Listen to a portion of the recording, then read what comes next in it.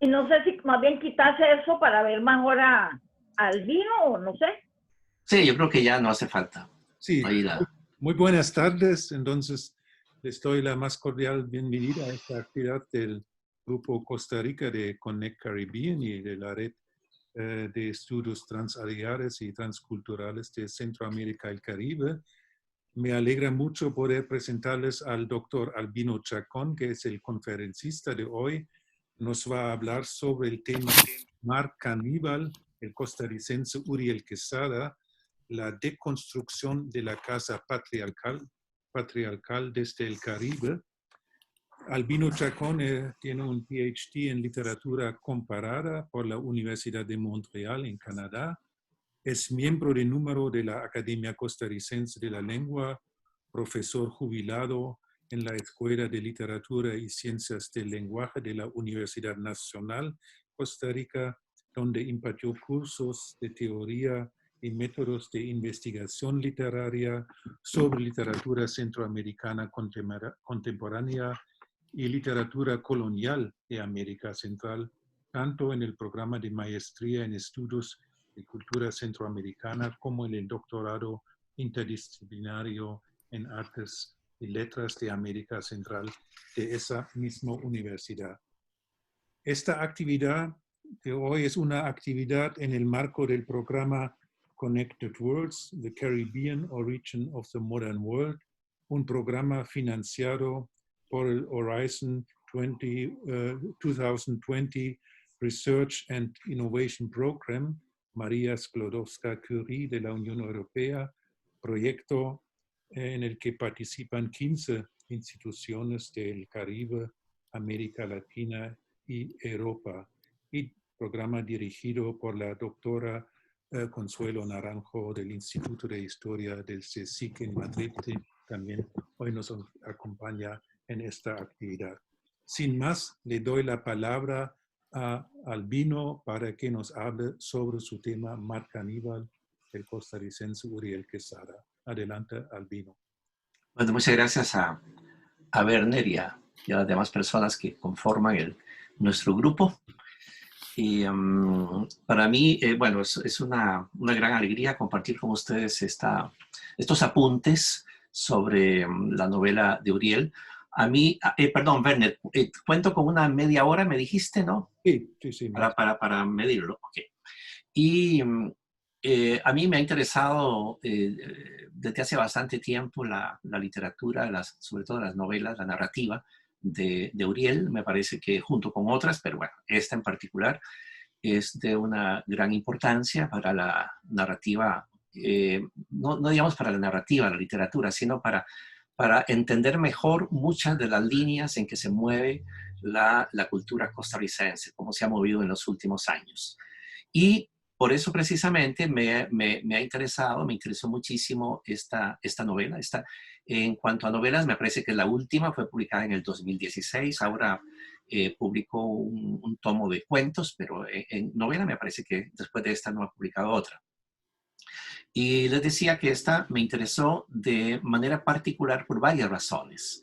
Y eso me parece importante decirlo, que a uno le interese una novela, o puede ser un filme, una película, no por una razón, sino por varias razones. Y eso me parece que es importante de tenerlo presente, ¿no?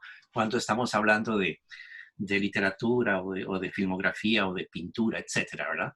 En ese sentido, a mí me gusta decir que la narrativa, la literatura en general, para mí es una especie tenemos que verla como un punto de condensación. A mí me gusta esa imagen de entender que una obra, y en el caso mío, yo me he interesado mucho más por la narrativa que por la poesía, debo decirlo. Por lo tanto, entonces a veces cuando quiero hablar de narrativa, digo literatura, y en muchos de los casos lo que tengo más presente es la narrativa, debo decirlo. Les decía que a mí me parece que, por ejemplo, una novela es muy importante en la medida en que se constituye ella como un punto de condensación que tiene que ver con lo histórico, con lo cultural, con lo político, con la subjetividad de una época, con los problemas que se están viviendo en un momento determinado. Y ahí entonces una novela a mí me llama la atención en la medida en que no solamente que está bien escrita, que es un placer leerla, etcétera. Eso me parece que viene con una buena obra, pero a mí me parece que lo importante es lo otro. Por eso yo a veces hago una diferencia que es un poco personal, muy subjetiva quizás. Yo creo que hay muchas novelas buenas, pero hay unas que son más importantes que otras. Y a mí me interesa eso, precisamente. Y hay incluso novelas que podrían no ser tan buenas como otras, pero que son importantes, porque nos permiten justamente entender mejor algo, que es lo que a nosotros nos interesa comprender. En ese sentido, lo de que una obra es importante porque se constituye en punto de condensación histórico, cultural, político, etcétera, me parece a mí que eso es lo importante. Y por eso esta obra, les decía, me parece que juega con esa, o cumple con esa función. Así que voy a ver un poco esa variedad que a mí me parece que nos presenta esta novela. Esto es una charla, estoy compartiendo con ustedes apuntes, así que me pueden interrumpir cuando quieran. No intenta ser de ninguna manera una conferencia, ¿verdad? Bien armada como tal. Pero sí me interesa compartir con ustedes algunas claves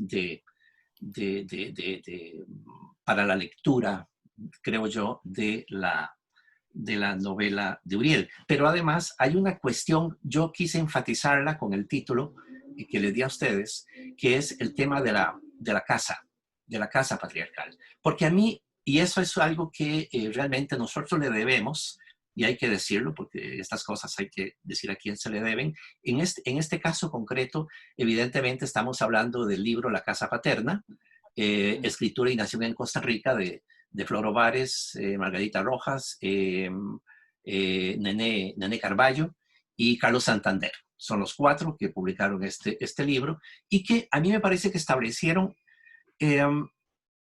una clave importantísima para leer la literatura nacional, que es el tema de la casa paterna. Y este es un tema porque realmente es algo que ha marcado muchísimo la literatura contemporánea en Costa Rica, pero de una manera apabullante. Podríamos decir que uno podría leer la literatura costarricense, digamos, estoy hablando de la literatura costarricense contemporánea, desde esa clave de lectura, que es la metáfora de la casa. Y entonces ahí tendríamos la casa patriarcal, podríamos tener otros tipos de denominación de esa casa, de la casa que constituye, es decir, el país como una casa que se construye o se deconstruye.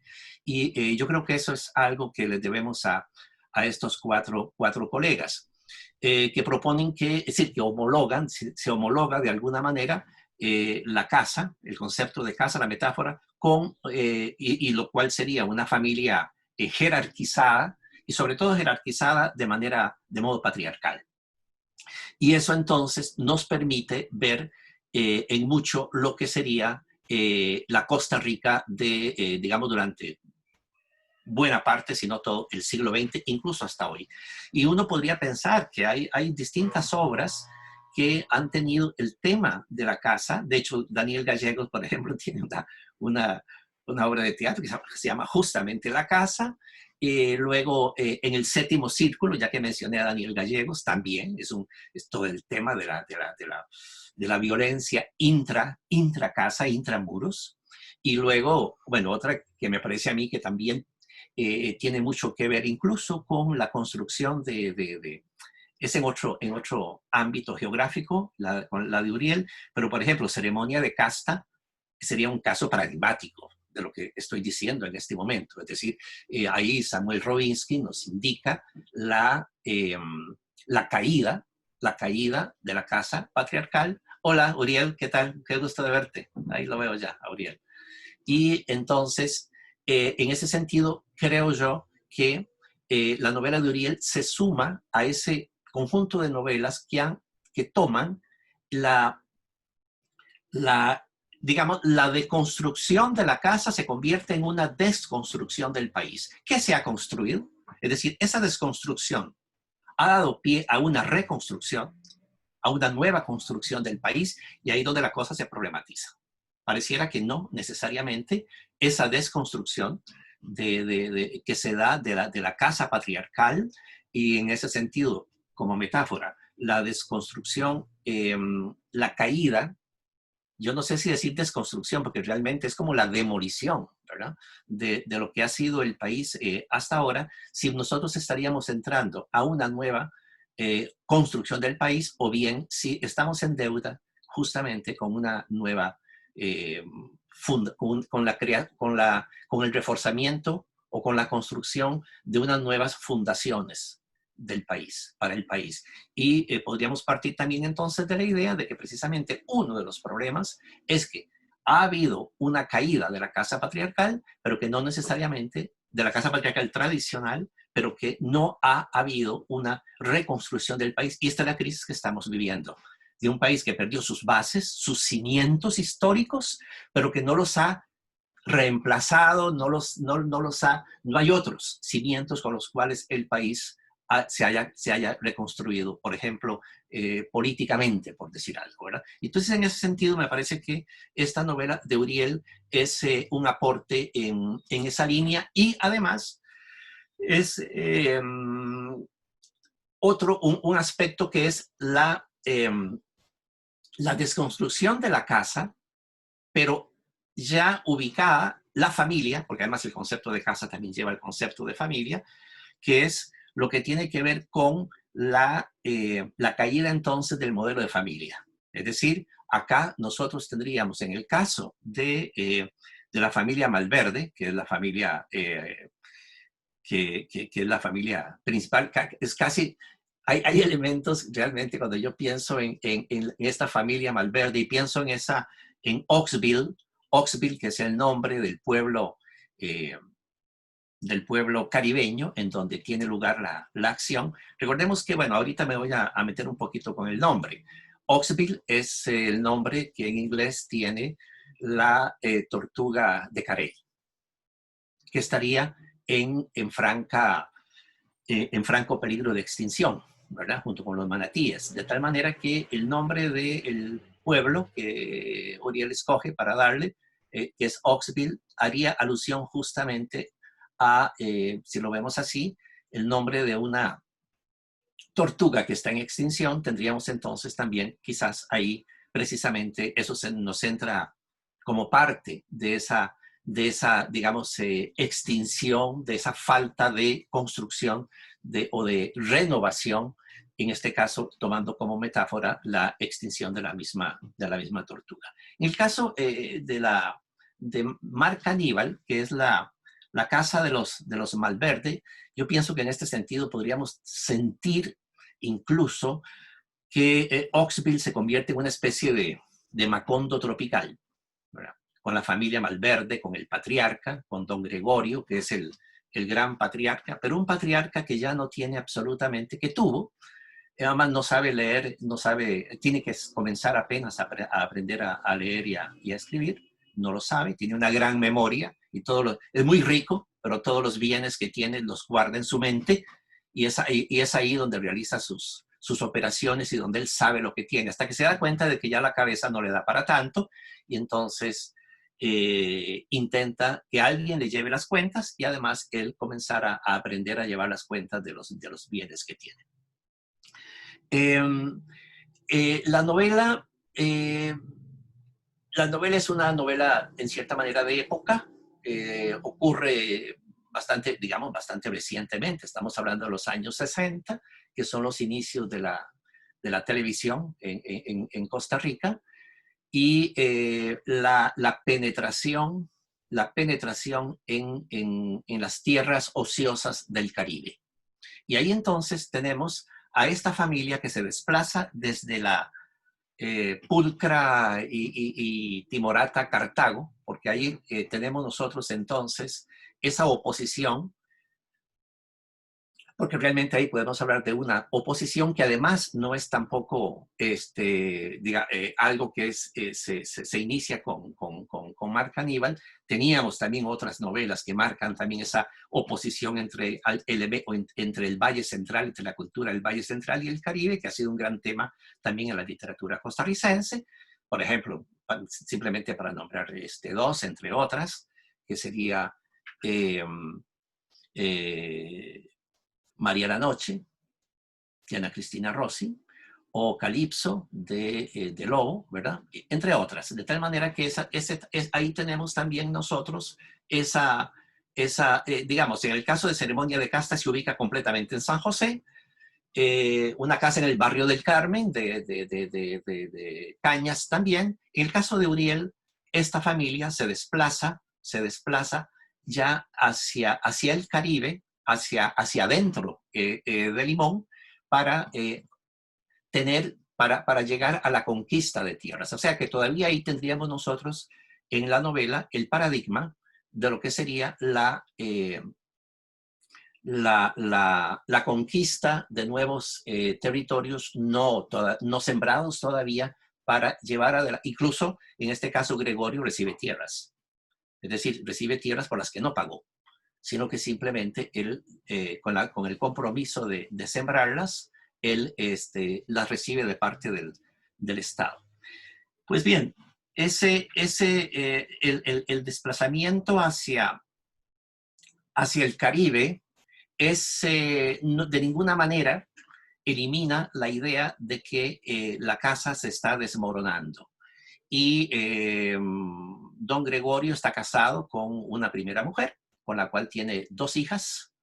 Él está buscando el hijo y tiene otros hijos también, otras hijas. Resulta que tiene un montón de hijas y ahí se queda buscando el hijo. Es decir, ahí tenemos nosotros el gesto patriarcal, porque lo que espera es heredarle al hijo. O sea, que haya un hombre que lo sustituya a él en el control y crecimiento de sus propiedades en el Caribe. Así es que tenemos ahí entonces esa otra faceta que no es solamente el desmoronamiento de la casa, sino también la irrupción de esa casa en el Caribe. Esa casa que se construye en el Caribe y que lleva hasta el Caribe también toda la podredumbre interna, porque es este hombre que se casó con una primera mujer que le dio esas 3 hijas, no son 2, son 3, y luego en la búsqueda que él intenta de tener un varón, y todos los conflictos que se dan en el interior de la familia, que son de odios, de ambiciones, de celos, etcétera, entre las mismas hermanas, y la segunda mujer también de Gregorio, que se llama Gema. Ahora bien, un aspecto, vean ustedes que ya ahí nosotros tenemos 3 personas o 3 personajes que a mí me parece que son fundamentales, que son la primera mujer, que es Esperanza, la segunda, que es Gema, y luego Gregorio. Realmente yo me preguntaba, bueno, y ahí está Uriel, si esta novela, porque hay un defecto que nosotros tenemos cuando hay una novela que se califica como novela o literatura homoerótica. Ese calificativo de literatura homoerótica finalmente es terrible, porque encasilla una obra dentro de una línea de lectura, que es la que prácticamente va a cerrar la posibilidad de que veamos otras líneas de desarrollo en la novela. Y eso lo podemos ver en distintas obras. Ese calificativo yo siempre lo he criticado muchísimo, porque inmediatamente que hay un escritor que se autodefine como homosexual, inmediatamente la lectura que se hace de su literatura o de sus novelas, de su narrativa, es la de literatura homoerótica. Y de ahí cuesta sacarlo porque queda encasillado. Y entonces hay otras líneas de trabajo de esa novela que se quedan por fuera. En este caso, yo creo que, a mí me da la impresión, con la lectura, incluso con el número de páginas que se le dedica, que hay un tratamiento muy, ¿qué podríamos decir? Muy puntual, muy cuidadoso, muy extenso que se hace de la vejez.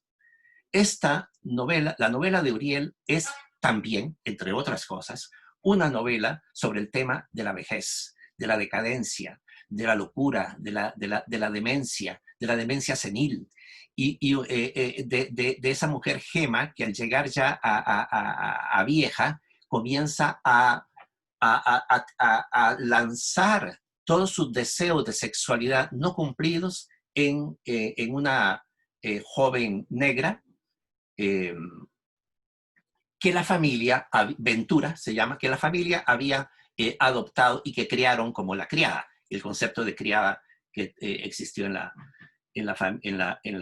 sociedad tradicional costarricense. Y Gema, entonces, lanza, y luego, bueno, el tratamiento que de ella con Ventura es increíble, es decir, es una puta, yo sé que usted es una puta, yo sé que usted le abre la ventana a un montón de hombres para que entren, y yo he oído cuando usted, pero hay un placer que uno nota en las palabras de la vieja Gema, ¿verdad? Cuando habla uno ve el deseo de ella. Yo me doy cuenta cuando usted se restriega con todos esos hombres que entran, y yo sé que usted está disfrutándolo en la cama con ellos. Es decir, hay ahí toda una, ¿qué podríamos decir? Una identificación creada por ella, por su imaginación, porque no es así en realidad, en que ella lanza sobre ella todos los deseos, toda la represión sexual que ella vivió. Y esa represión sexual nosotros la vamos a ver también en el mismo Gregorio,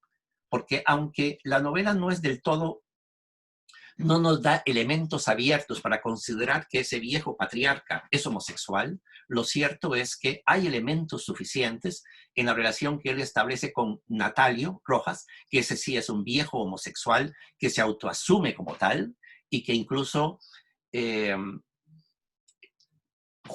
desempeña el papel de mentor de Chalito, el joven, porque la novela es una novela de aprendizaje también, pero una novela de aprendizaje, de aprendizaje del personaje, de la sexualidad del personaje. Ahí sí hay una especie de línea muy clara con Chalito. En el caso de Chalito, es un personaje que se nos sale de toda la problemática general que hay en la novela y se nos se nos demarca, diría yo más bien, dentro de lo que sería la novela de aprendizaje, pero de aprendizaje de la homosexualidad.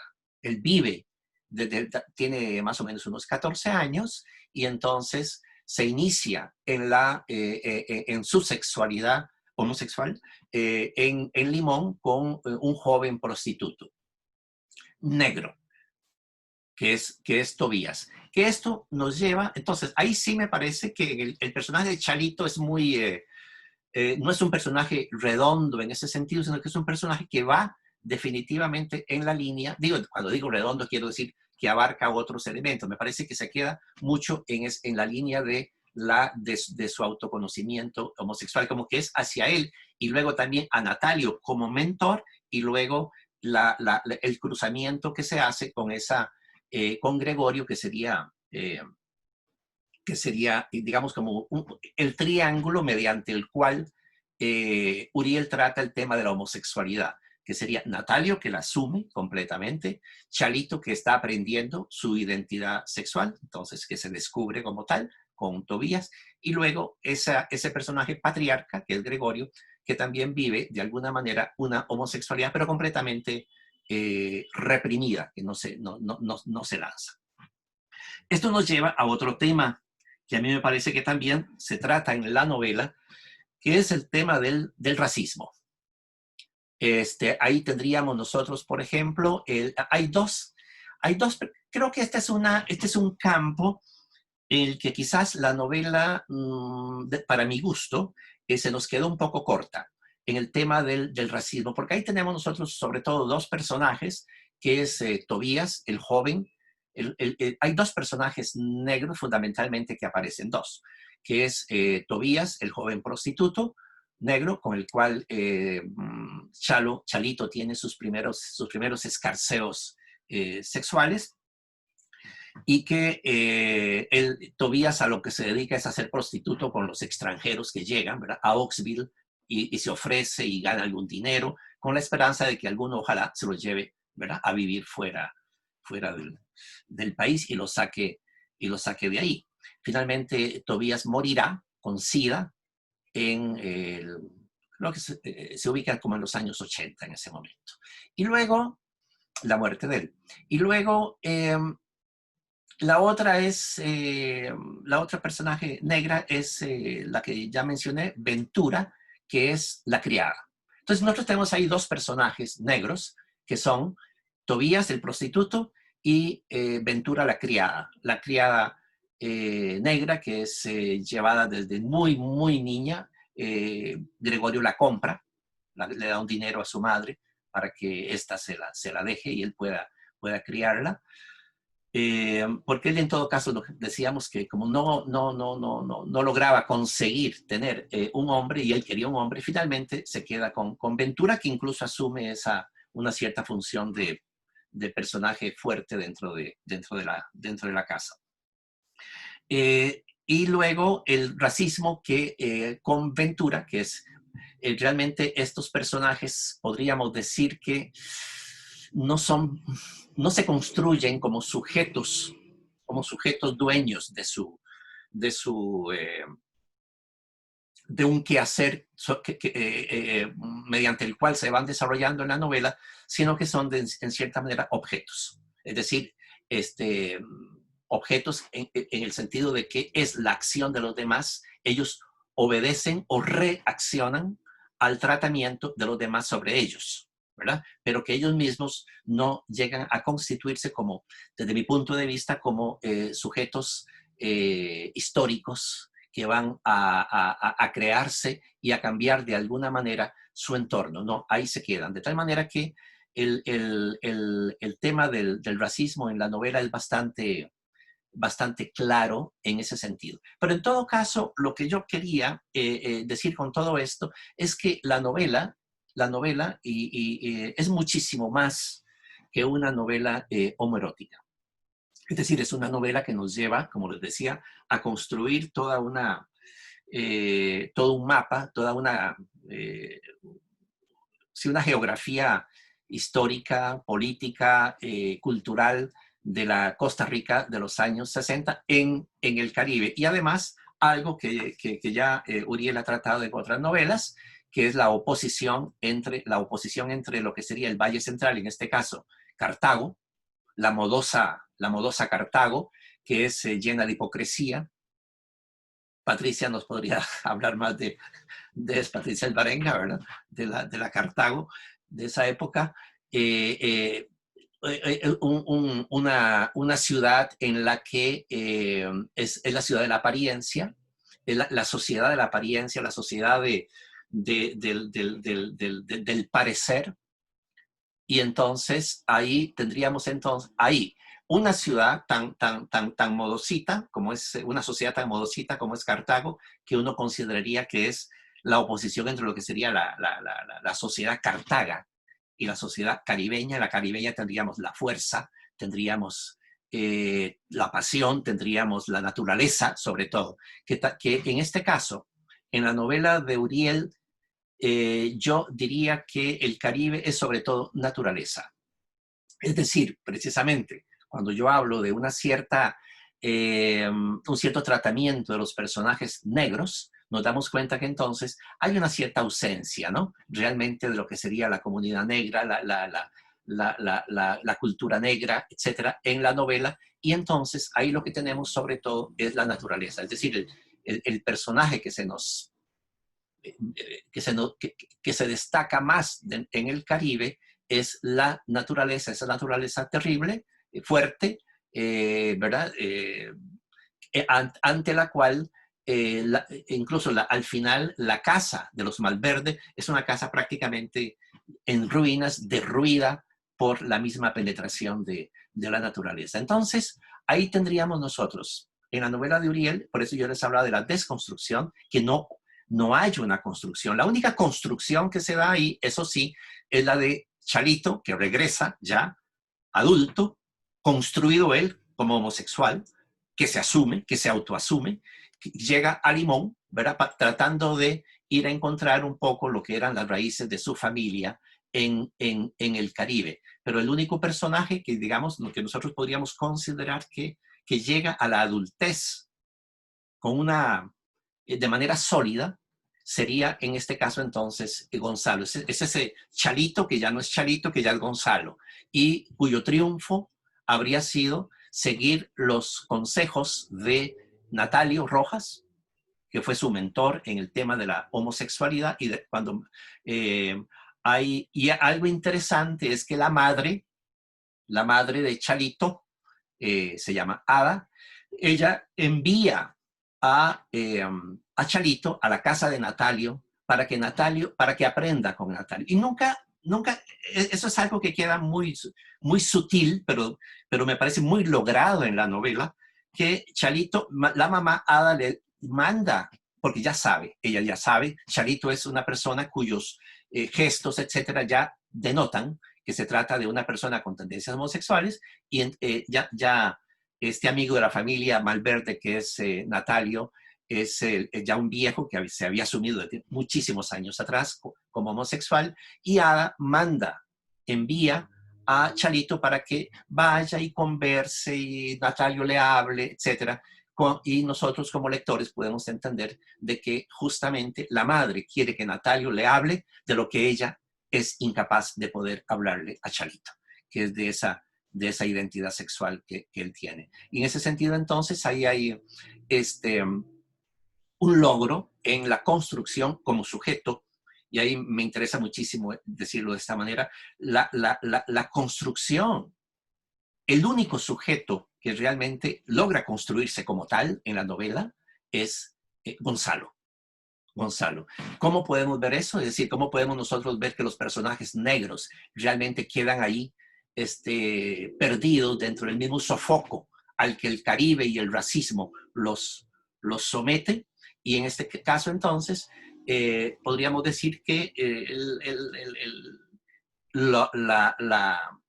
el único personaje, y me parece que es muy importante, sobre eso podemos hablar, el único personaje que finalmente se construye como verdadero sujeto, y es a través de la homosexualidad, es Gonzalo. Que por cierto, ahí hay algunos, que podríamos decir como elementos de juego que se utilizan en la novela, porque en la novela el narrador adulto, porque hay varios narradores, el narrador adulto, ya Gonzalo, habla de sí mismo como, y menciona Nueva Orleans, etcétera, de tal manera que hay algunos guiños que yo creo que Uriel se ¿verdad? Se juega un poco con esos guiños personales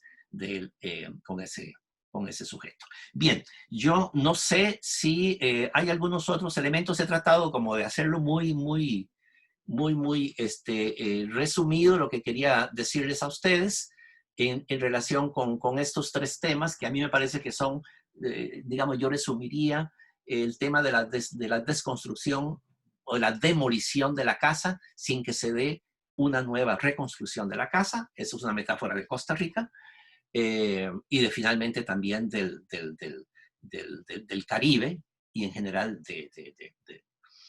sí, en este caso sobre todo del Caribe. Luego, esa relación entre Valle Central y el Caribe, que es muy fuerte en nuestra literatura, y luego el otro tercer elemento, que es el de la novela de iniciación o de formación de uno de los personajes, Chalito en este caso, que es Chalito que evoluciona hacia Gonzalo, ¿verdad? Que es el único personaje, creo yo, que realmente evoluciona. Todos los demás mueren, quedan a medio camino, dementes, devorados de alguna manera por los vicios y por las condiciones que viven, sobre todo en el Caribe.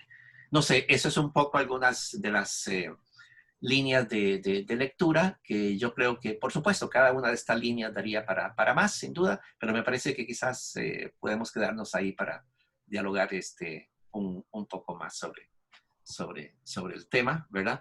Y luego, bueno, en fin, no, quedemos ahí, mejor. Muy bien. Bueno, muy buena. Muchas gracias. Excelente, Albino. Muchas gracias por esta conferencia. Está abierto el espacio para preguntas, discusiones, comentarios. Me alegra mucho que nos acompañe el autor, Uriel Quesada, que está con nosotros. A lo mejor Uriel nos permite también algunas preguntas y puede también participar en la discusión. Claro, claro. Es que quiere. Adelante. Sí, con gusto. Hola, ¿qué tal? No sé si alguien quiere hablar.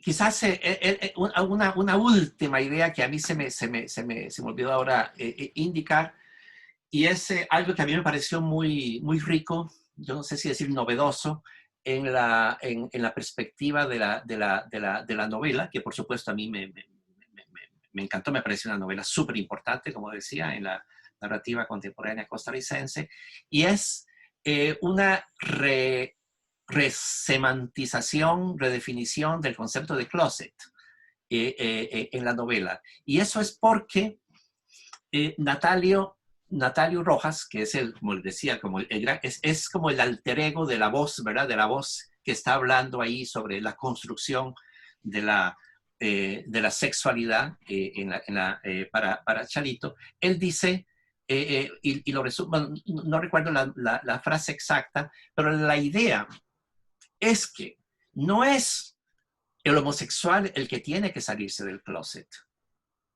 Es la sociedad costarricense la que está en un closet metida. Y en ese sentido, entonces, el aporte de los grupos con una sexualidad diversa, esos son los que están fuera del closet. Y lo que hay que hacer es sacar a la sociedad costarricense de ese closet moral en el cual ha estado metida desde hace muchos años. Entonces, esa redefinición de entender del closet, quien se salió del closet, pareciera que tendríamos nosotros que repensar esa frase de decir, él se salió del closet. No, él está fuera del closet. Quien está dentro del closet es la sociedad costarricense, y esa es la que hay que sacar de ese closet moral, terrible, ¿verdad? El que ha estado metida durante tantos años. Eso es ya, y con eso termino por ahora. Bien. Muy bien. No sé si alguien quiere hacer un comentario, una pregunta. Valeria, adelante. Buenas tardes a todos. Muchísimas gracias, Albino. Muy interesante.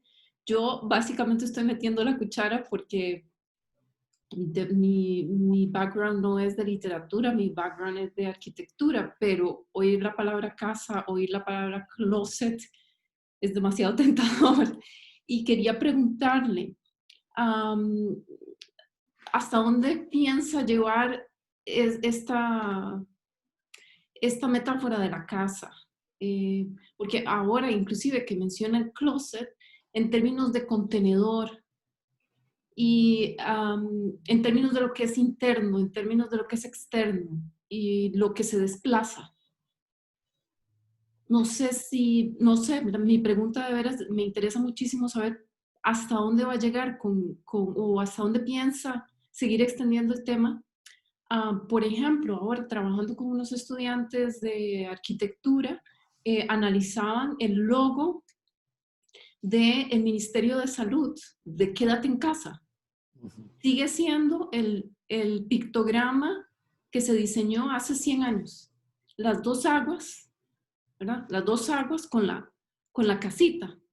Y eso es también un signo de que hay algo que no está, que hay un lenguaje que no está funcionando definitivamente. ¿Y qué figuras hay adentro? Son figuras que están confortablemente en sus sofás, conversando una con la otra. O sea, es un sentido de confort de un pictograma que se diseñó hace 100 años en Europa. Entonces eso, ¿hasta dónde va a explorar esta idea de la casa? Me pregunto por la noción de lo interno, de lo externo y el desplazamiento.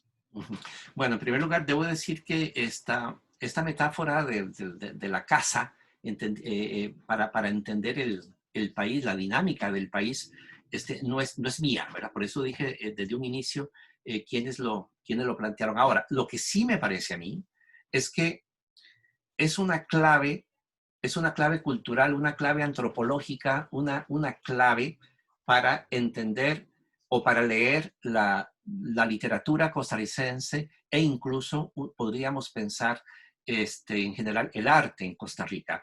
No sé si algunos de ustedes vieron en mi Facebook una fotografía que yo publiqué hace poco cuando se iba, el día previo en que ya entraba en vigencia el matrimonio igualitario, caminando por las calles de San Pablo, y ustedes seguramente algunos de ustedes vieron en mi Facebook esa fotografía. Hay una casita que es la casa tradicional, ¿verdad? Pintadita de blanco, con su guarda azul, ¿verdad? Muy, muy, muy bonita la casa. La casa tradicional, la casa apacible, la casa campesina, la casa típica, que engloba además, y ahí, Valeria, creo que tienes razón, es esa casa que está llena de valores positivos, que sería la casa de la tranquilidad, la casa de la armonía, la casa familiar, finalmente, donde nosotros cada uno debería de sentirse seguro. Sabemos que eso en Costa Rica, ese concepto de casa ya no funciona y que en muchos de los casos la casa se ha convertido en el lugar más peligroso en donde una persona, su casa, donde una persona podría estar. Y más bien habría que decirle a la gente, no se quede en casa, váyase, ¿verdad? Para utilizar un poco ese esquema, esa frase de ahora, quédate en casa, casi que a muchas personas habría que decirle, salga corriendo de esa casa, ¿verdad? Y ahora a las mujeres hay que decirles, cuidado con el hotel al que van, ¿verdad? Es decir, ya ahora vemos nosotros que ese lugar cerrado, hablamos de la casa, pero al final de cuentas, el hotel, que es una extensión de la casa, se ha convertido también en un lugar de peligro absoluto, casi que de muerte, para una mujer, sobre todo si va sola, ¿verdad? Ahí, bueno. Bueno, pero para volver a esta desconstrucción que se hace necesario hacer de la casa en el arte, esa casa, y quizás vos te puedes meter, ¿verdad? Para verla ahí, yo creo que no la he quitado, yo creo que está por ahí todavía, es una casa que te digo típica, además en una de las zonas más pobres de San Pablo, de Picantón, y esa puso una bandera de la diversidad que mira, casi que llenaba todo el frente de la casa, ¿verdad? Y entonces yo ahí escribí algo en el Facebook que decía que realmente esa imagen, yo tomé esa fotografía y la puse en mi Facebook porque me parecía que esa casa típica, esa casa típica con esa bandera, que esa bandera de la diversidad tenía un valor cultural tremendo porque de alguna manera era una desconstrucción de la casa típica. Entonces, ahí es donde me parece a mí que el concepto de casa se vuelve muy, muy rico, ¿verdad? Creo que nosotros podríamos tomarlo como un elemento que va más allá del uso que se le dio, digamos, de verlo como un aspecto temático, porque no es una cuestión temática, no es que Robinsky escribió una novela sobre el tema de la casa, que Daniel Gallegos escribió una obra de teatro con el tema de la casa, que Alberto Cañas escribió una novela con el tema de la casa. Porque en la manera en que digamos que es el tema, me parece que le estamos quitando la fuerza cultural en la medida en que esa metáfora es fuerte en la medida en que desborda las páginas del libro, en que es muchísimo más que un tema de una obra. Entonces, ahí es donde me parece a mí, Valeria, que realmente la metáfora puede servirnos realmente a interpretar en mucho lo que es el modo de vida, los cambios o los no cambios que puede haber en la sociedad costarricense. Por eso me parece que es una metáfora que podría ser, por supuesto, enriquecida muchísimo y que debe ser enriquecida muchísimo. Yo creo que realmente ahí podría haber tesis realmente sobre el tema y me parece que debe ser ampliado muchísimo más allá también de la literatura. Yo creo que en la pintura, por ejemplo, daría para mucho, ¿verdad? En fin. No y en la arquitectura, por supuesto, ¿verdad? Pero ahí tendrías que ser vos la que diga muchísimo más que yo en eso. Patricia, te voy a dar la palabra ya. Me parece muy interesante lo de la casa. No conozco ningún trabajo, me corrijan, tal vez existe, que tematice una posible diferencia entre la casa del Valle Central y la casa de los márgenes de este país, especialmente el margen caribeño, para llamarlo así despectivamente, un poquito despectivamente. Sería muy interesante si hay una diferencia en esto, ¿no? Tal vez arquitectónicamente debe de existir, existe, como sabemos, pero también simbólicamente sería interesante esto para hacer visible otras habitaciones de otras partes de las poblaciones costarricenses con toda su diferente idiosincrasia. Tal vez doy primero la palabra a Patricia y después Albino contestes. Patricia. Bueno, muchas gracias, Albino, por esa exposición tan interesante. Y muchas gracias, Uriel, por esa gran novela. Yo no la he terminado de leer, pero sí la empecé a leer hace unos pocos días y debo de decir que es uno de esos trabajos que no se puede parar de leer. Se lee con muchísimo entusiasmo.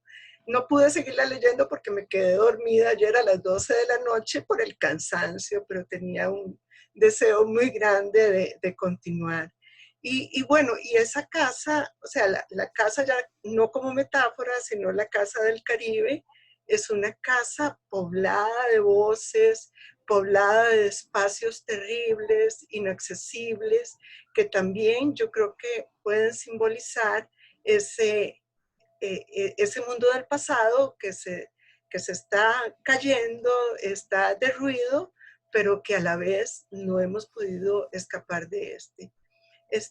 Yo quería referirme, es que, bueno, Albino hizo un comentario acerca de los personajes negros de Ventura y Tobías y señaló que en la novela estos personajes no tienen, digamos, una capacidad de acción, de transformación del mundo. Entonces, pero se me vino a la mente todas estas escenas sobre Tobías que a mí me resultaron fascinantes, donde el colonialismo es el tema central. Entonces, yo creo que en el caso, por lo menos en el caso de Tobías, a mí me parece que el autor aquí quiere privilegiar la mirada colonial, ¿verdad? Todos estos turistas que vienen, que disfrutan de la naturaleza, del mundo de la pureza, y se toman la naturaleza y los cuerpos también como objetos. Y Tobías es exactamente una víctima de esa posesión colonial. Entonces yo creo que en la novela también están esas dos dimensiones, ¿verdad? La dimensión patriarcal, que Albino explicó maravillosamente, pero también está esa otra dimensión del poder, que es la dimensión colonial. Albino. Sí, bueno, en relación con lo que planteabas, ¿verdad? De la casa, que está la casa central y la casa marginal. De hecho, eso ha sido siempre, me acuerdo, por ejemplo, es decir, ahora que Patricia habló del sistema colonial, sabemos muy bien lo que era la casa, digamos, en Brasil, ¿verdad? La casa grande y la casa sin sala, ¿verdad? Es decir, eso nosotros tenemos hay una casa que es una centralidad, que es el centro del poder económico, familiar, etcétera, y la marginalidad. La marginalidad. Pero fíjate que yo estaba pensando, es que la terminología del control de un cierto imaginario social es terrible. Porque en general nosotros utilizamos, o se utiliza mucho la palabra pintoresco. Entonces, esas son esas casas pobres, un poco de ruido, pero forma parte de lo pintoresco. Me acuerdo siempre, ustedes se acuerdan de aquella caricatura de Mafalda, donde Mafalda va en el tren, van de vacaciones, van en el tren de vacaciones, y entonces Mafalda está comentando para sus padres, ¿verdad? Ay, pero qué pobres esas casas, ay, qué campesinos más más pobre. Miren esas casitas. Y hay un señor atrás, ¿verdad? El señor rico, este gordo, y le dice, pintoresco, nena, pintoresco. O sea, lo pintoresco como un término que bloquea lo que es decir, la pobreza de esas casas. Lo que yo me digo, pero ya aquí yo, miren, me meto en un terreno bastante complicado, pero bueno, para eso son estos grupos, ¿verdad? Para hablar de cosas que quizás uno se cuidaría mucho en otros planos. Pero, por ejemplo, yo me pongo a pensar en la pintura costarricense, digamos, la pintura costarricense, pero así la pintura también de otros países. La casita típica. Hay toda una línea de trabajo en la pintura costarricense que es la de la casita típica. No hay ahí ¿qué podríamos decir? Como un suavizamiento de lo que esa casa realmente es.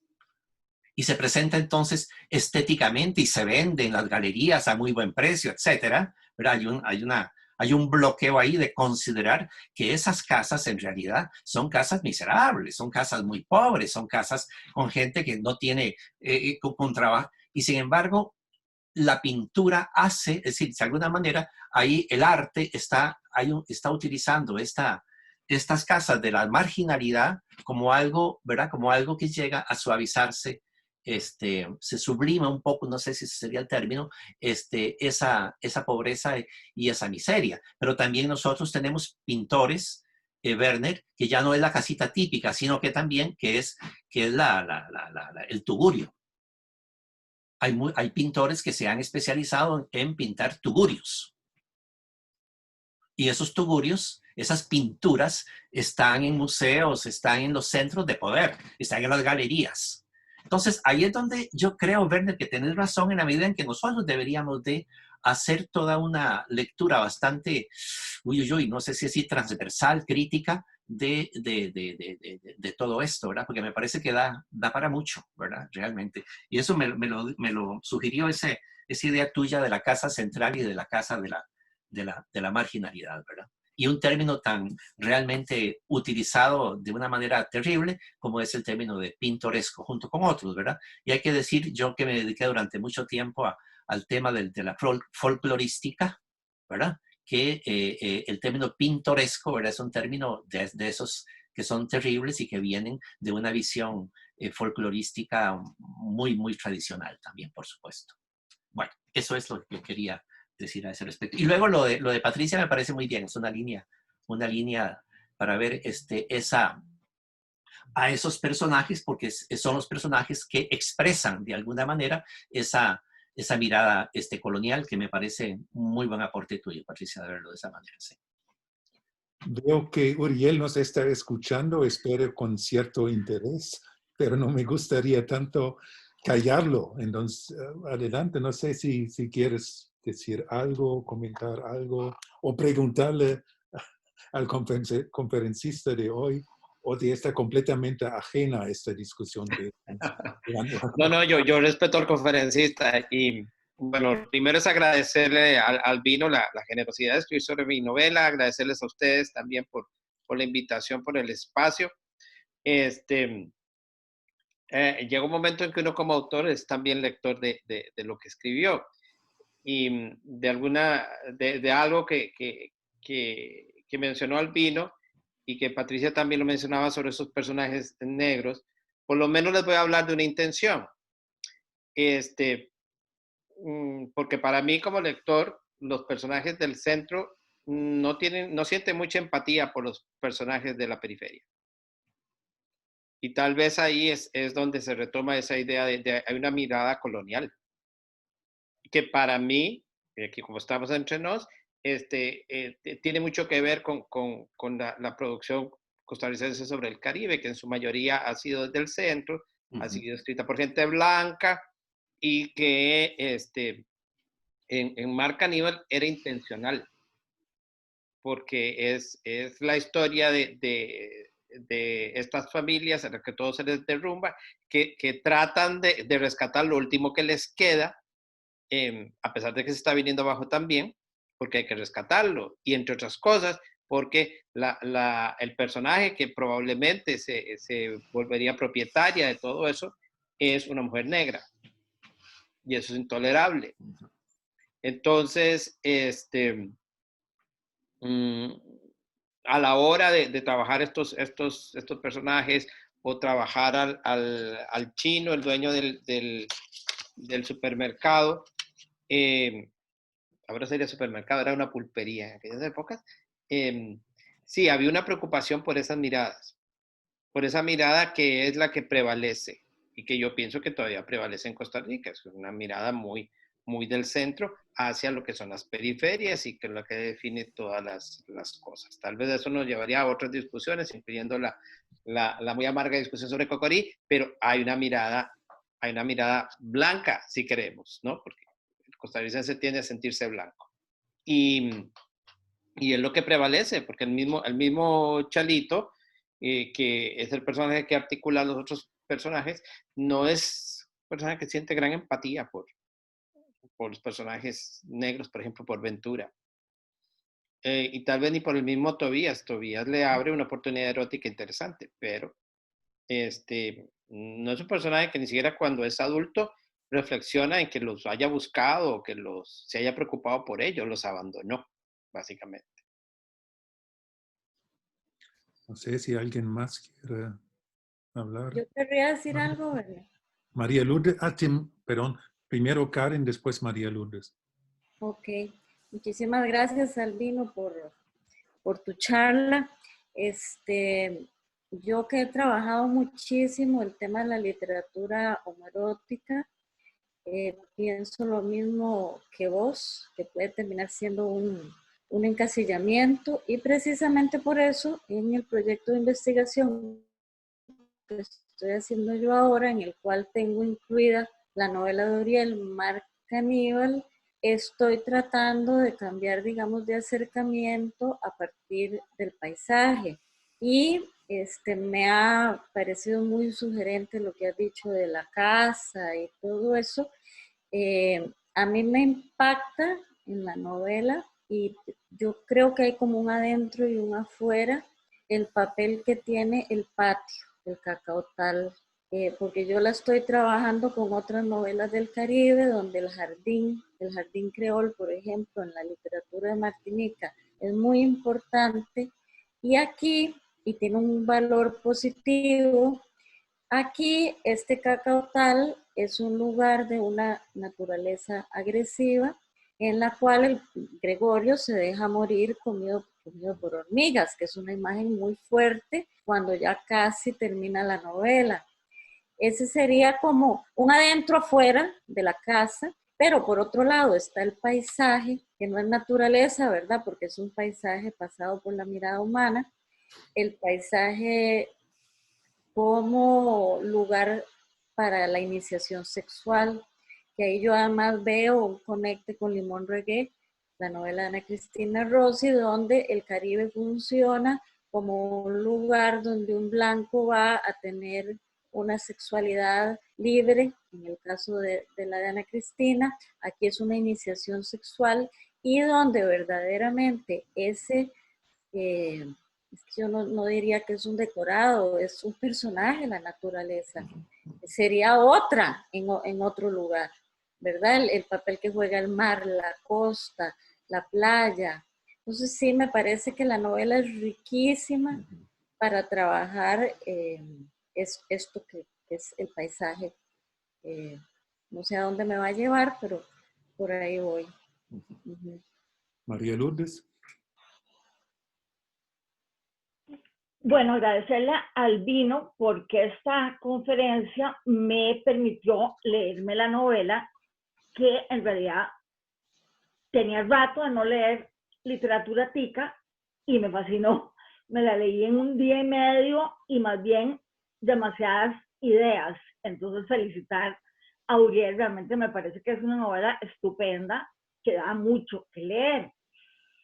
Luego, yo no sé, el personaje de Chalo con Tobías de alguna manera le abre un mundo que sí, que ahí estaba, pero que estaba enclosetado entre comillas, porque la metáfora que hablaste de que es el país el que está en un closet y los otros fuera de closet, me parece que esa metáfora tenés que seguir, esa lectura me parece apasionante y genial, y hasta donde se puede leer mucho más de la literatura costarricense pensando que los chicos seguimos en un closet, ¿verdad?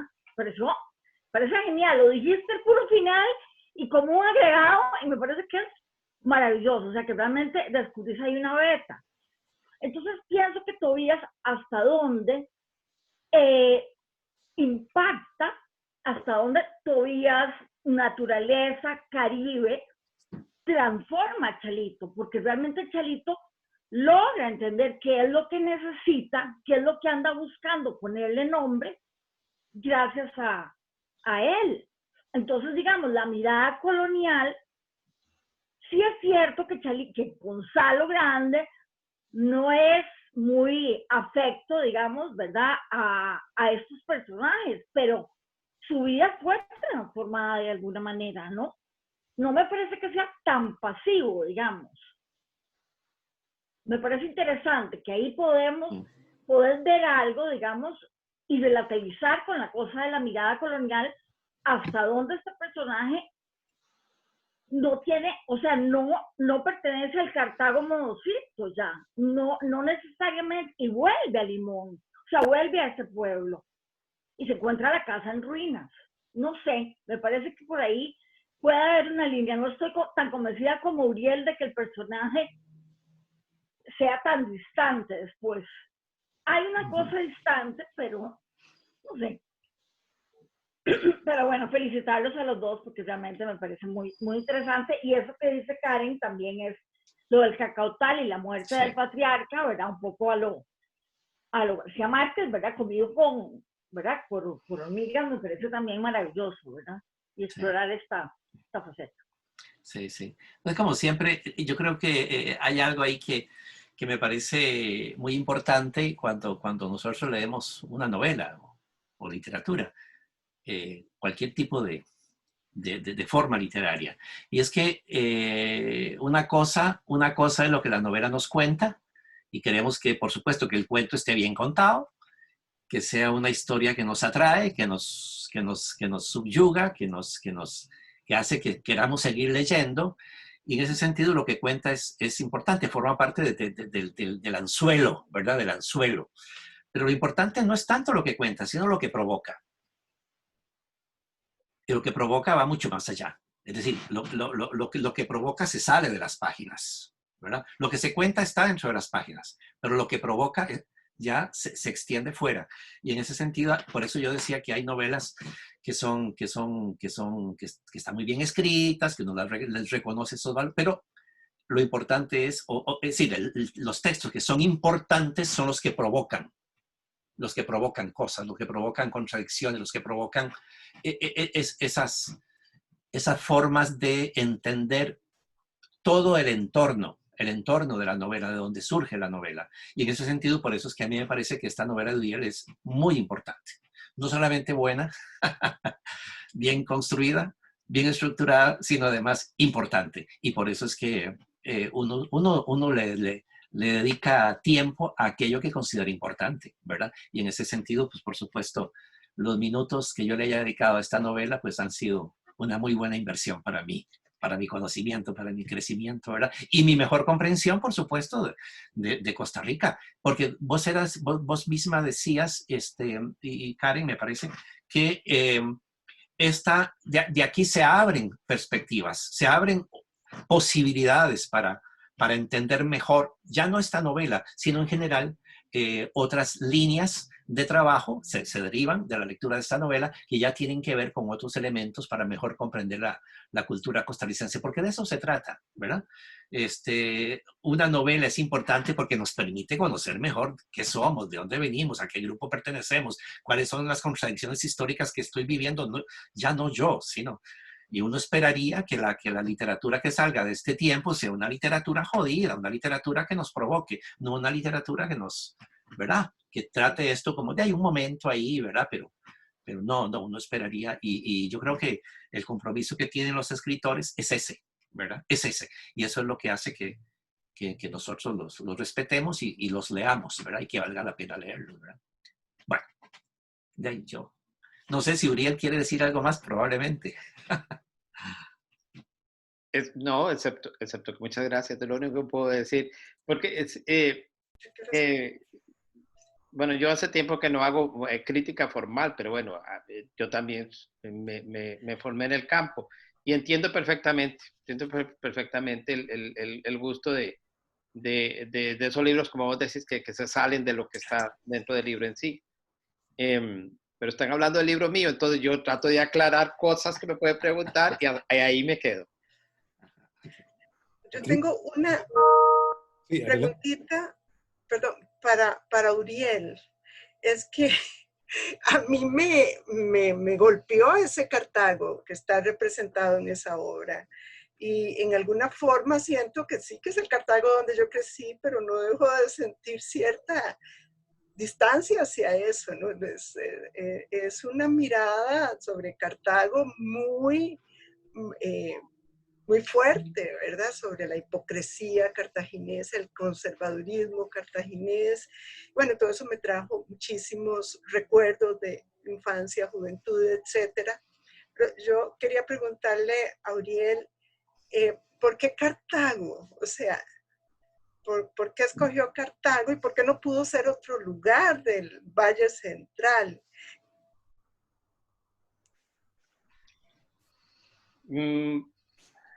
Es una pregunta muy, muy interesante porque nunca me la había planteado, porque yo, desde aquí, desde esta lejanía en la que vivo, yo veo a Costa Rica casi como una sola, ¿no? Y hay pequeños espacios donde se respira en el Valle Central. Hay espacios en Heredia, puede haber espacios aquí y allá. Pero a mí Cartago me parece muy interesante desde un punto de vista literario porque todo lo malo puede pasar allí, ¿no? Ciudades felices, lugares felices no tienen nada que contarnos, como las familias felices, ¿no? Eso ya sabemos que es muy antiguo también. Pero los lugares malditos, la idea del lugar maldito, a mí eso me encanta y Cartago se presta. Siempre se ha prestado hasta el día de hoy, que lo conozco menos y que me lo tengo que inventar más.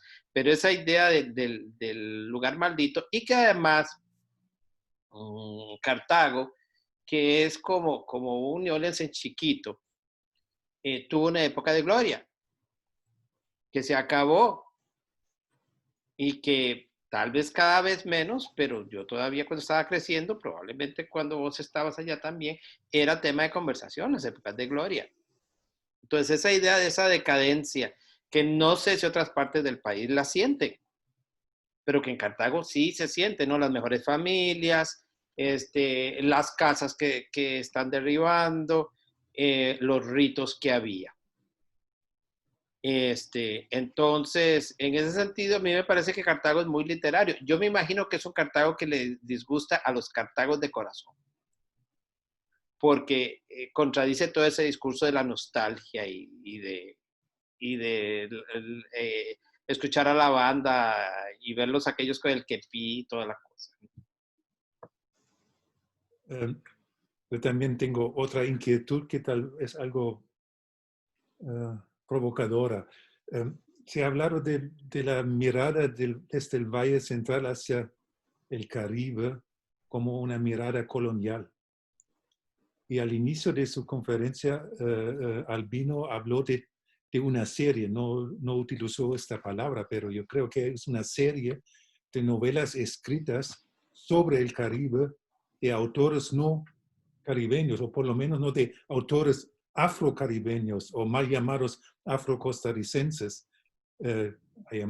Has mencionado a Tatiana Lobo, a Ana Cristina Rossi y a Uriel ahora. Hay toda una serie que diferencia esta serie, estas miradas de autores vallecentraleños hacia el Caribe de una literatura escrita por otras personas como Quincy Duncan o otras personas que no entrarían en esta serie. Esto no quiere decir que dentro de las novelas de Uriel, de Tatiana, de Ana Cristina, no haya miradas construidas de afro-costarricenses, afrocaribeños.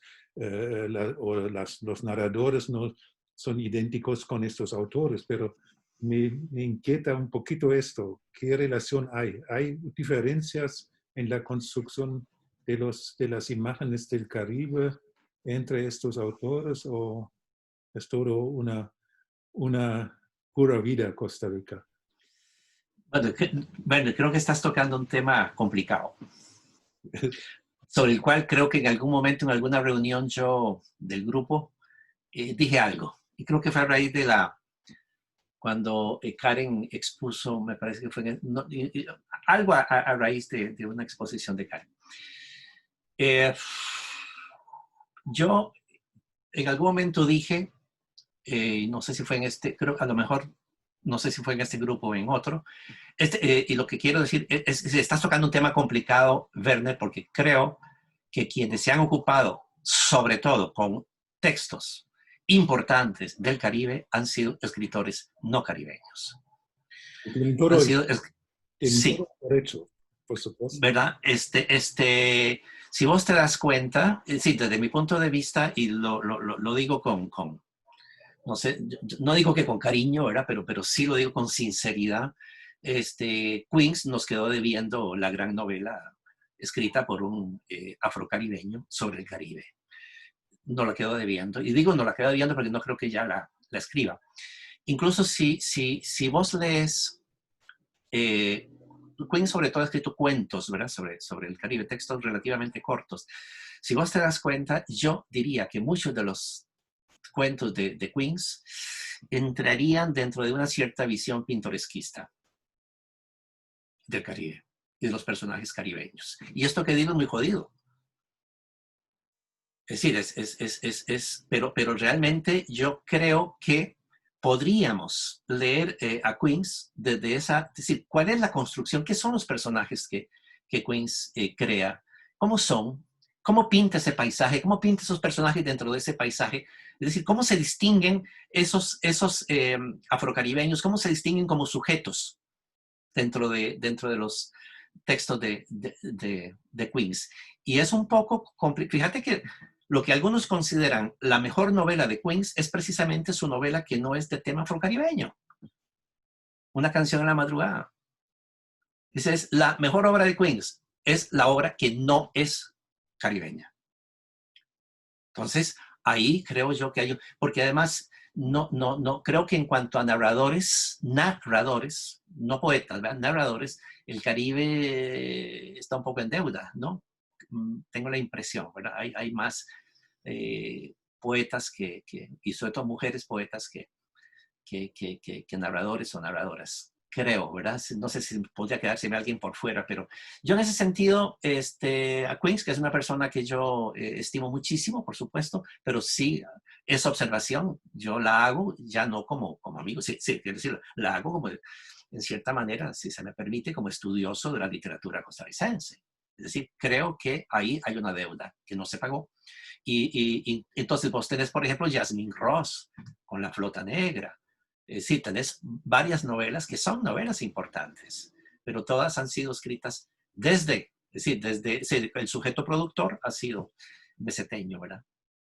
Esto vale para Centroamérica, creo yo, no solamente. ¿Perdón?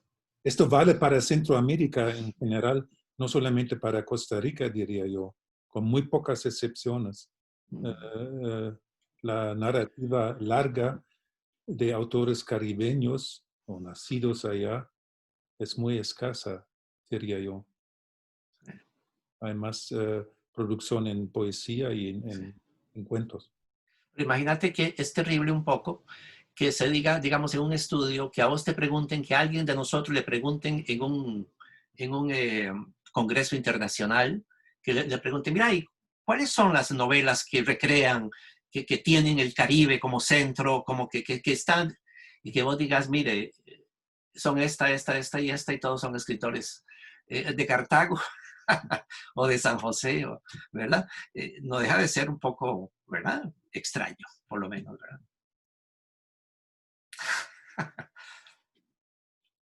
No sé si no hay más preguntas. Adelante, primero Héctor y después María Lourdes y Uriel. Hola, bueno, primero disculpen que entré tarde, pero es que se me chifló y cuando, bueno, me di cuenta ya esto estaba empezado. Lamentablemente yo no he podido leer la novela porque no la tengo y cuando me agarró el confinamiento en que estamos y entonces ya no la pude comprar para leerla, pero obviamente que la voy a leer. Así que, pero los comentarios de Albino han sido para mí interesantísimos, así que bueno, voy a leer esto. Ahora, sobre esto que estaban comentando, yo diría que inclusive mutatis mutandis uno podría aplicar eso mismo a Estados Unidos. Los grandes escritores, digamos, negros o afroamericanos negros, digamos, en Estados Unidos son menos. O sea, yo creo que ha habido miradas literarias mucho más sofisticadas como Faulkner, otros, hasta que aparece Toni Morrison o toda esta, bueno, James Baldwin. Pero bueno, esto también se explica, yo diría, en Centroamérica, es como Werner dijo también, bueno, porque, digamos, las condiciones digamos, tema clásico de en qué condiciones se produce la literatura. Entonces yo diría que dadas las condiciones de, si me permiten la palabra, de subdesarrollo de toda la zona del Caribe, bueno, esto va en todo sentido y es también intelectual. Y bueno, y uno después también podría decir, es que es mucho más fácil de hacer poesía, no buena poesía, no la gran poesía, pero es mucho más fácil hacer poesías o cuentos cortos que novelas. O sea, y claro, si uno va a la literatura de Honduras, es lo mismo lo que hay sobre la zona caribeña de Honduras, es realmente las grandes miradas son desde el centro, desde Tegucigalpa, bueno, sería la visión mestiza sobre, etc. Entonces, bueno, esto creo que también tiene una explicación, no es una justificación. Yo entiendo lo que dice bien Albino, ¿verdad? Y comparto plenamente esto, pero bueno, es así, es un poco un dato que es lo que existe. Tal vez es muy simplificado lo que estoy diciendo y habría que explicar un poco más, o sea, indagar más sobre por qué hay ese poco interés o ese subdesarrollo, diríamos, de la literatura, de las novelas en el Caribe. Pero bueno, un tema apasionante es de la casa, ¿verdad? Porque esa metáfora de la casa de que habló Albino, yo no sé, esta es una metáfora común, ¿verdad? Y la idea de la casa como sinónimo del país, ¿verdad? Esta metáfora, esta idea de la casa dividida, cuando hay situaciones de guerra civil, ¿verdad? Como la que hubo en Argentina durante la dictadura y todo esto, bueno, al final después mucha gente lo que dice, la casa se dividió, la casa dividida, ¿verdad? Y yo creo que esto inclusive en Estados Unidos se aplicó pues hace mucho rato, ¿verdad? En cuanto a la abolición de la esclavitud y todo esto. Entonces, bueno, yo creo que esta metáfora de la casa, eso vale la pena trabajarlo porque creo que es algo importante. Y esta idea lírica de la casita de adobe como un ideal, ¿verdad?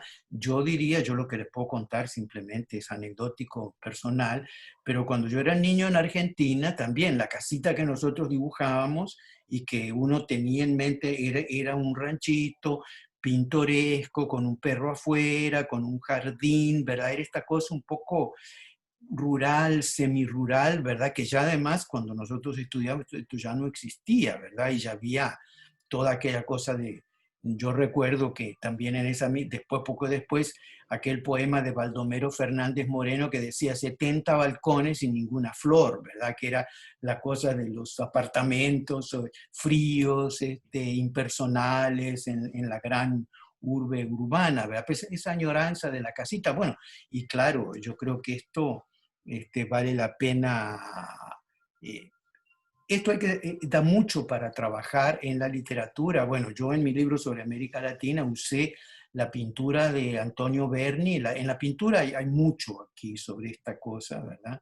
La pintura de Antonio Berni que usó los materiales de las viviendas precarias de las villas miserias, o sea, como collage para toda una muy, muy grande producción plástica, digamos, y original y todo, ¿verdad? Entonces, bueno, y aquí, qué sé yo, tenemos las cosas como de los arquitectos, bueno, ahora de aquel chileno que ya se me olvidó que hizo muchas cosas muy interesantes y por supuesto, sí, sobre las viviendas marginales y todo esto, bueno, desde el punto de vista plástico. Entonces, bueno, y gracias. Los comentarios de Albino para mí siempre son, porque son extraordinariamente sugerentes, así que después que él hace los comentarios, uno no tiene más que, hay que ir a leer la novela si uno no la ha leído. Así que muchísimas gracias, ¿verdad? María Lourdes. No, muy breve, aunque tengo mil cosas pero siempre el título es como una clave de lectura. ¿A quién se come ese mar caníbal?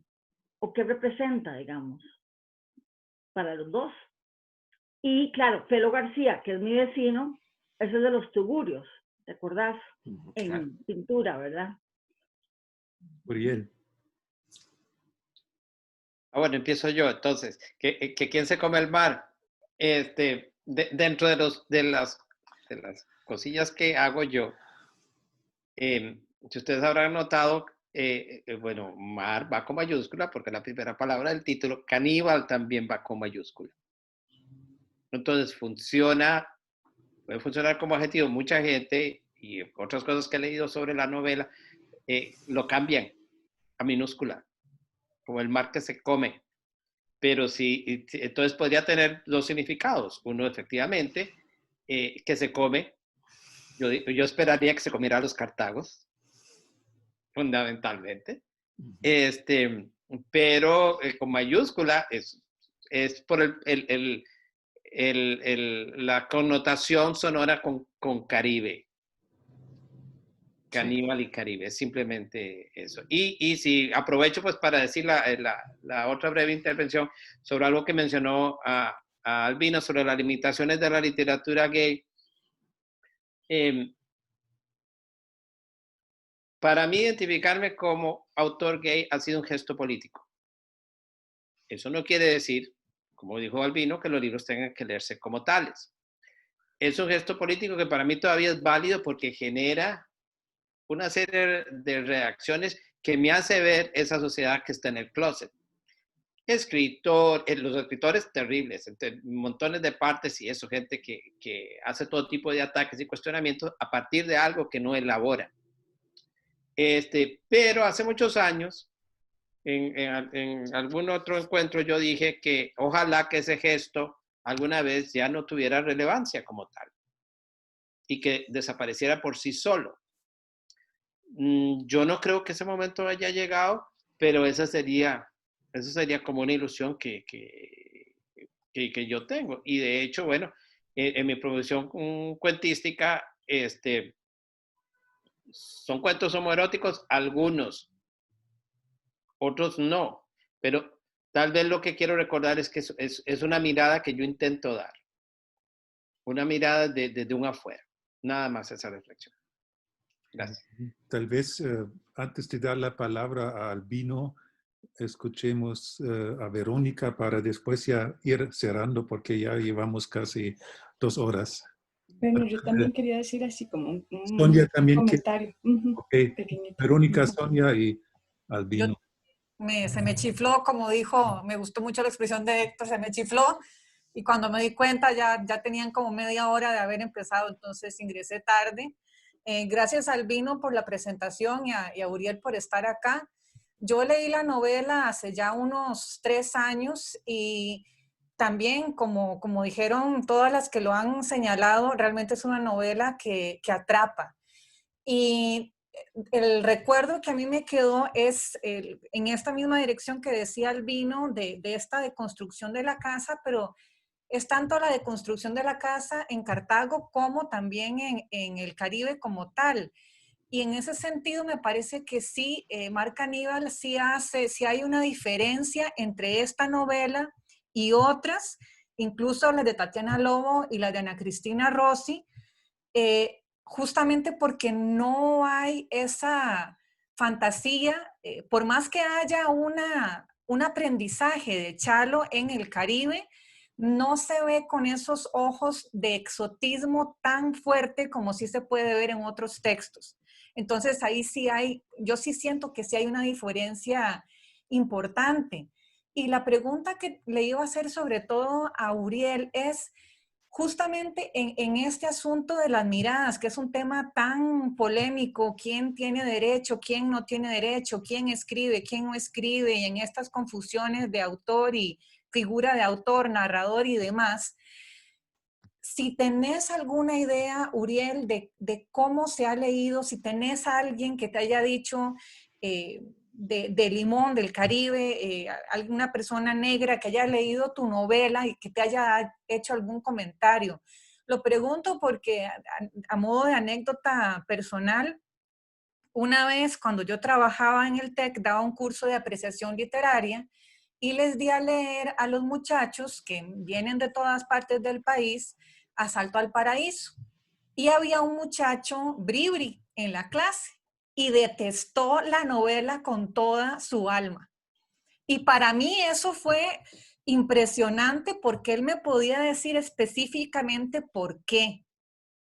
Y a mí como ejercicio me dio o sea, realmente todo el mundo, los compañeros y yo nos quedamos boquiabiertos totalmente con una mirada así de humildad, de apreciación por ese conocimiento que se nos estaba trayendo. Y quería saber, no sé si has tenido alguna noción, algo de cómo haya sido leído, o sea, si tenés algo que pudieras compartir, porque para otro las novelas de Tatiana Lobo, incluso la de Ana Cristina, tienen una mirada que resulta problemática en esa construcción de los cuerpos, en la construcción del Caribe, en hasta qué punto el Caribe es escenario, y justamente estos dos polos en la novela de Uriel, Cartago, Caribe, en realidad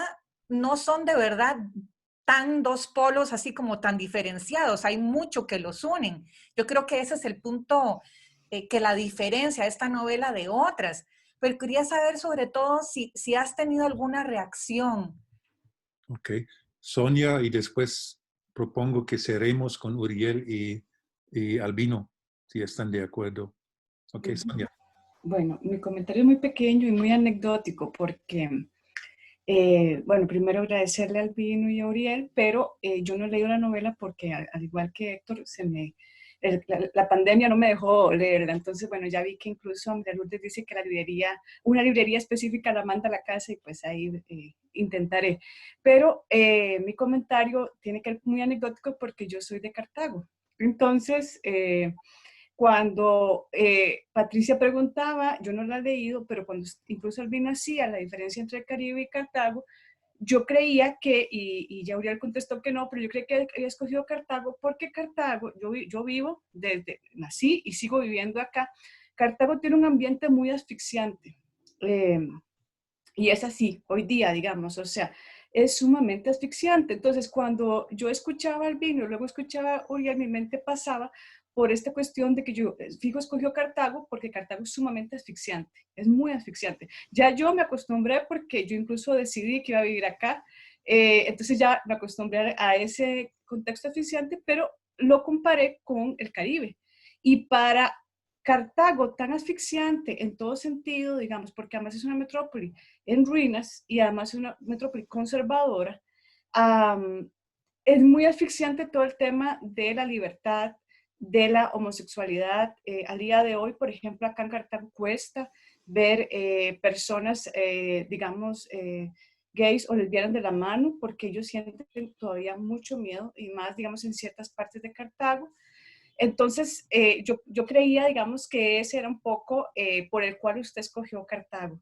Usted ya acaba de decir que no, pero a mí me sigue sonando, digamos, o sea, yo quiero leer la novela ahora porque quiero ver si realmente es la misma impresión que yo siento como persona que había vivido toda su vida en Cartago con ese ambiente tan asfixiante versus digamos, esa idea del Caribe, que incluso a mí misma me genera siempre esa idea. Yo vengo de Cartago, voy al Caribe y me siento, digamos, como con una libertad que el mismo Cartago en las calles no te permite, digamos, tener. Entonces, nada más quería hacer ese comentario anecdótico y agradecer el espacio porque me pareció muy interesante. Ok, Uriel, explícate. Es que es Cartago, además, ¿no? Aquí hay 3 Cartagos. 2 Cartagas y un Cartago. Tengo que confesarles que crecí en Cartago. Sí, sí. Y que sí, es asfixiante. Y que es... En algún momento toda Costa Rica me parece un gran Cartago. Me parece muy opresiva. Pero Cartago lo simboliza muy bien. Y yo creo que es por la ausencia de esos espacios. Espacios, por ejemplo, agradables, algo bonito, espacios de libertad. Es también una ciudad en ese sentido en que cuando están esos pocos espacios, por ejemplo, a mí me ha sorprendido saber que hay algunos bares gay. Son tan feos, son tan tugurio en el sentido de que pobrecitos los gays y las lesbianas locales no tienen un lugar bonito donde juntarse. Tiene que ir así como lo más siniestro, pero no es el siniestro placentero de muchos, por ejemplo, bares que hay en San José, que a mí me encantan porque son así siniestros malosos. Eso no, es una cosa así como fea. Pero sí, es asfixiante. Y respecto a los lectores, me encanta que haya una discusión. Nadie ha dicho de que en efecto haya habido un análisis sobre esa mirada blanca del Caribe. Porque resulta que no, la novela, la gente que me ha hablado de la novela, digamos, todos son blancos. Gente que no se identifica como afrocaribeño, afrodescendiente, ni que establece una relación. Es porque los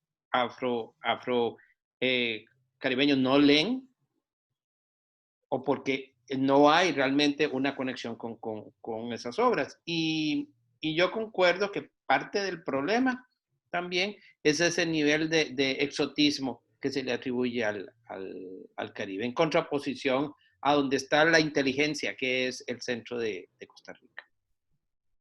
Digamos, el placer, lo sensual en las periferias, la inteligencia, la productividad en el centro.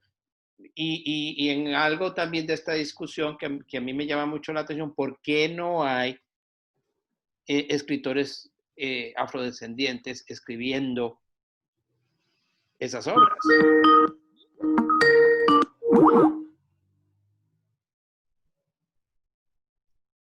Gracias. Albino, tienes la última palabra. Mientras no sea amén, ¿verdad? Para finalizar. No, bueno, yo tengo poco que decir ya, más allá de lo que he dicho. ¿Quién fue la que preguntó sobre lo del título? Fuiste vos, María Lourdes, ¿verdad? Sobre lo de Mar Caníbal. Bueno, ya Uriel se refirió al tema. Sí, claro, Caníbal, claro, Caníbal y Caribe, ¿verdad? Esto es clarísimo. Y luego la relación de mar, el mar con el Caribe. Casi que decir Mar Caníbal es como, y además, pero si lo vemos las dos palabras juntas, ¿verdad? Sí, la unidad que nos forman las dos, porque lo importante no es ver una y otra, sino las dos están ahí al lado, la una de la otra, ¿verdad? Así que no se separan. Sí, es un sintagma, ¿verdad? Es mar Caribe.